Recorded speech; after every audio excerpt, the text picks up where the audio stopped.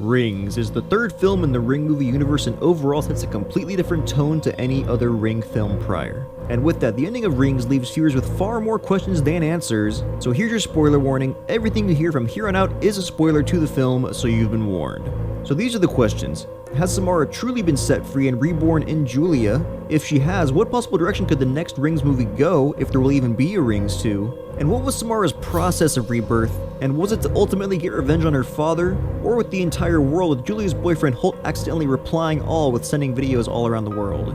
They really need to ask you, are you sure with those things? So let's clear a few things up. Young Samarra had lived a tormented life even before birth.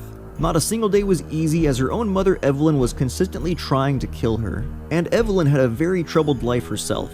The only big new information that we get from Samarra's past is that her father is a former priest in The Blind Man, Galen Burke, played by Vincent D'Onofrio. And he kept Evelyn in a tiny room only accessible by ladder under the church. Similar to how young Samarra was kept in a small room above the Morgan's barn ground floor, only accessible by ladder. Both also had to live the worst parts of their lives with this ring shape over their head. Samarra's was the site of the well and Evelyn's was the church bell.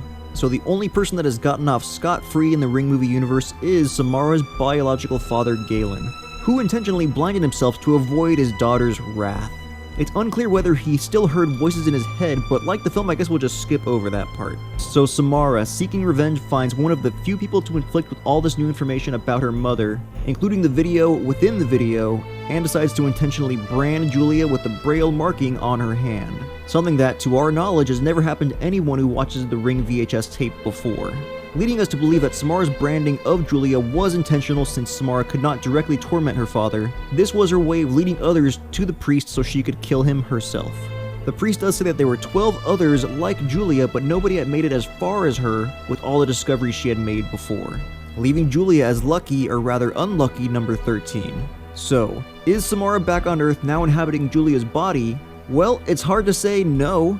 The few flashback scenes of the film's conclusion highly suggest yes, from Professor Leonard Hofstadter discussing how people believe that souls are eternal, and when a soul leaves the body, it strives for a new home, to Holt reminding Julia that she was never truly afraid of Samarra, in the same way that the young boy Aiden from the two prior Ring films wasn't truly afraid of Samarra, as she was able to temporarily inhabit his body.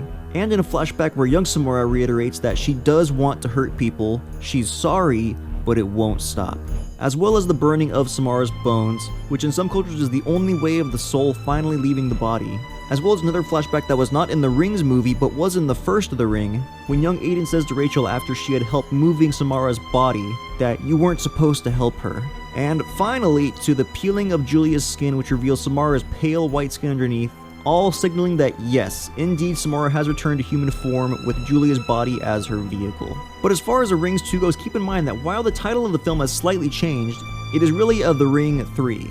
The title, Rings, does come from a short film that was made. It served as more of a prequel to The Ring 2, which like Rings had the same college kid cult type following where people tried to see how long they could last into the 7 days, because they had felt that they were seeing into a world of understanding the afterlife.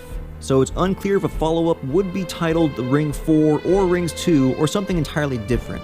All we know is that Samarra replied all to the entire world with her video, and she'll have a lot of work to do if there will be a sequel. We know of her true mother and father, and we know about her adopted parents. Unless there's some sort of sibling rivalry maybe that we don't know about, it is really tough to say at this point what direction they could go with a new film. And that's everything I have for the Any Explained breakdown and recap of Rings. Be sure to like, comment, and subscribe below, and tell me your thoughts on the film. And if you believe there will be a sequel, what new bit of information will we get? Will it be something deeper and darker from Samarra's past? Or will they throw a new family member into the party? As well as what you think the title of the follow-up film to this would be called. And don't forget, as always, I'll be back next time with videos like this and more. And as always, this is 5 Fingers Explains Everything with the Fingerbang Show. I'm out.